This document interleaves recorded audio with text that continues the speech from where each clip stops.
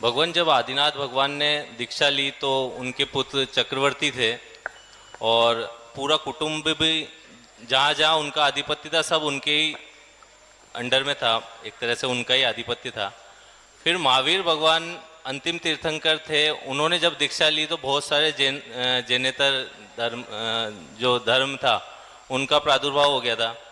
तो दोनों की स्थिति में जब एक तरफ तो 100% जैन धर्म मानने वाले थे और एक तरफ बहुत लोग जैन धर्म या भगवान महावीर को देख के भी जैन धर्म को नहीं मानते होंगे, भगवान महावीर को भी भगवान नहीं मानते होंगे। रिक्शा कर दो भैया इनको। हाँ बोलिए बोलिए, आप बोलो। तो उस वक्त की क्या स्थिति देखने को लगती होगी कि तीर्थंकर भगवान को भी समोशरण से ही साबित होता होगा कि ये तीर्थंकर भगवान है। बैठिए समझाते हैं। पहली बात तो ये है कि जब आदिनाथ भगवान की दीक्षा हो गई और जो जिस दिन उनको केवल ज्ञान हुआ उसी दिन भरत के आयुधशाला में चक्र रत्न प्रकट हुआ। यानी भगवान आदिनाथ के सामने वो चक्रवर्ती नहीं थे। ये नियोग है ऐसा कि तीर्थंकर जब तक दीक्षा नहीं लेंगे और उनका जो राज्य शासन चलेगा तब तक कोई चक्रवर्ती नहीं होगा, क्योंकि उनसे ज़्यादा वर्चस्व वाला कोई नहीं हो सकता। ऐसा उनका पुण्य है, ऐसा नियोग है। तो जब उन्होंने दीक्षा ले ली और जिस दिन उन्हें केवल ज्ञान प्राप्त हुआ उसी दिन भरत चक्रवर्ती को सूचना मिली थी कि चक्र रत्न प्रकट हुआ है। तो उसके बाद उन्होंने युद्ध आदि लड़ा 60,000 वर्ष तक। उसके बाद वो चक्रवर्ती पद पर स्थापित हुए। अब रही बात है कि भगवान आदिनाथ का समय, भगवान महावीर स्वामी का समय। भगवान आदिनाथ का समय के बाद घटता हुआ समय था। अब सपनी काल है। पहले उत्तम भोग भूमि थी, फिर मध्यम भोग भूमि आई, फिर जगन भोग भूमि आई, यानी व्यवस्थाएं घटती गई। उसके बाद कर्म भूमि प्रारंभ हुई। आदिनाथ भगवान का तो भोग भूमि में ही काल में जन्म हो गया था।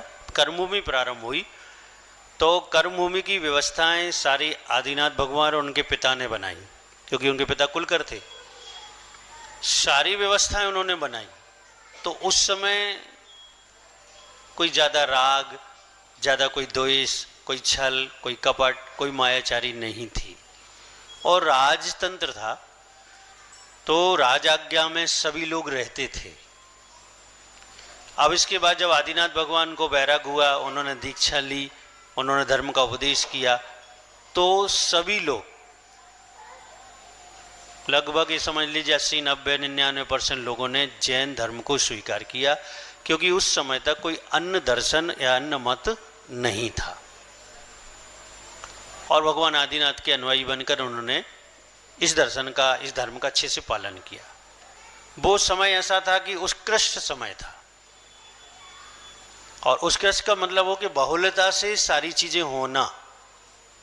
पहले राजा ऐसे थे आदिनाथ भगवान गृहस्थ अवस्था में कि अक्षरता आज्ञा का पालन उनकी प्रजा करती थी। उसके बाद अजितनाथ हुए, उसके बाद ऐसे चलते चलते चलते चलते चलते भगवान महावीर स्वामी तक ये स्थिति आ गई, क्योंकि भगवान आदिनाथ के समय में ही 363 मठों की स्थापना मारीच ने शुरू कर दी थी।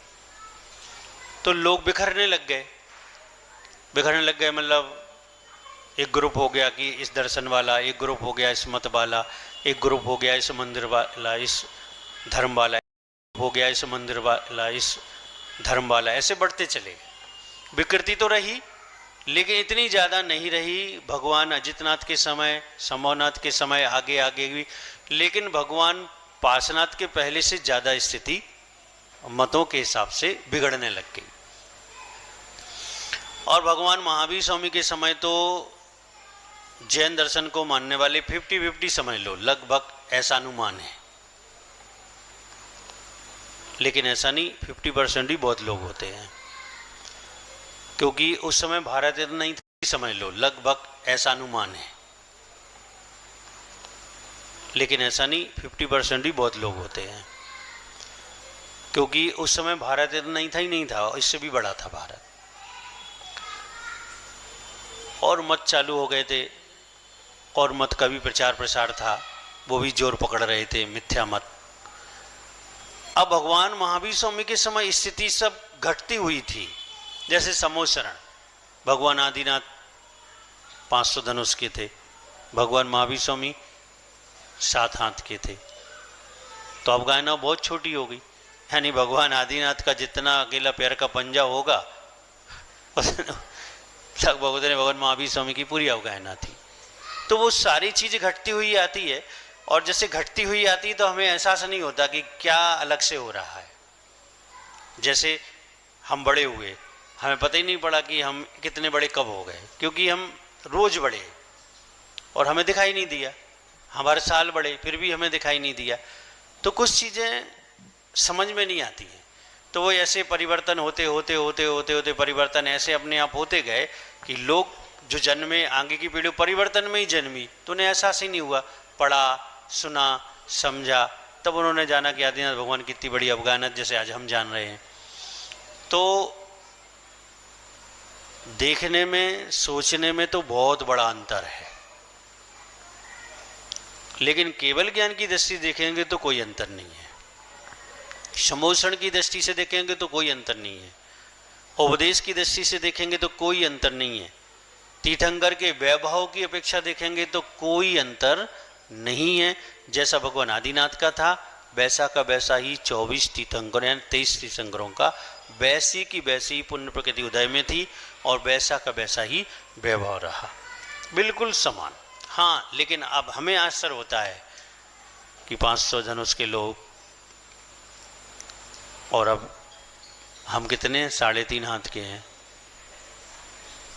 तो ऐसा लगता कि ये कैसे देखेंगे, पूरी कमर भी झुक जाएगी गर्दन के साथ साथ। अगर 500 धनुष के व्यक्ति को हम देखें तो आश्चर्य तो है, लेकिन इसमें आश्चर्य की बात नहीं है, क्योंकि ये हर चक्र में घटेगा और बढ़ेगा। आगे के चक्र में क्या होगा? बढ़ेगा। छठा काल आएगा और घट जाएगा, उसके बाद छठा काल जैसा ही पहला काल आएगा, डिक्टो बिल्कुल वैसा ही। उसमें लेकिन ये होगा कि शुरू में समान अवगाहना चलेगी, फिर धीरे धीरे बढ़ने लगेगी। तो छठा काल जब समाप्त होगा, माने पहला काल जो समाप्त होगा, जो छठे काल जैसा है, उसके बाद जो हमारा अभी काल चल रहा है डिक्टो ऐसा काल आ जाएगा। बढ़ते हुए अवगाहना में, यानी जिसे हम पंचम काल कह रहे हैं ना, कलयुग, वो आएगा, दूसरे नंबर पे आएगा। अभी ये कितने नंबर पे आया? 5वें पे आया। अब कितने नंबर पे आ जाएगा? दूसरे नंबर पे। फिर बढ़ते बढ़ते बढ़ते बढ़ते बढ़ते बढ़ते लास्ट तक पहुंचेगा तो भगवान महावीर स्वामी जैसी स्थिति में दूसरी कर्मभूमि शुरू होगी। मैंने पहले तीर्थंकर होंगे, वो कितने हाथ के होंगे? 7 हाथ के लगभग। फिर ऐसे बढ़ते बढ़ते बढ़ते लास्ट तीर्थंकर कितने हाथ के होंगे? 500 हाथ के। तो एक व्यवस्था है, चक्र है, उपसर्पणी का और अवसर्पणी का, और ये अनादिकाल से घूम रहा है, अनंत काल तक ऐसा ही चलता रहेगा। तो सुनने में, देखने में, समझने में आश्चर्य लगता है, लेकिन जब वो ऐसे ऐसे उस क्रम में आ जाते हैं तो फिर कोई आश्चर्य नहीं होता है। जैसे अभी, जैसे हमारे जो वृद्ध व्यक्ति हैं, उन्होंने विज्ञान के इतने आविष्कार नहीं देखे थे, लेकिन धीरे धीरे उन्होंने देखना चालू किया कि अभी आ गया, अभी आ गया, अभी आ गया, अभी मोबाइल आ गया, अभी आ गया, तब उन्हें आश्चर्य नहीं होता। और वो अभी ये भी सोच के बैठे आगे और आएगा, हम रहेंगे नहीं रहेंगे, तो वो भी आश्चर्य लेके नहीं जा रहे हो कि और होंगे। तो ऐसा देखने में लगता है, लेकिन वास्तविकता में एहसास ज़्यादा नहीं होता है, क्योंकि पीढ़ियाँ बदलती रहती हैं, तो वह एहसास पीढ़ियों को वर्तमान समय जैसा ही होता है। नमोस्तु आचार्य।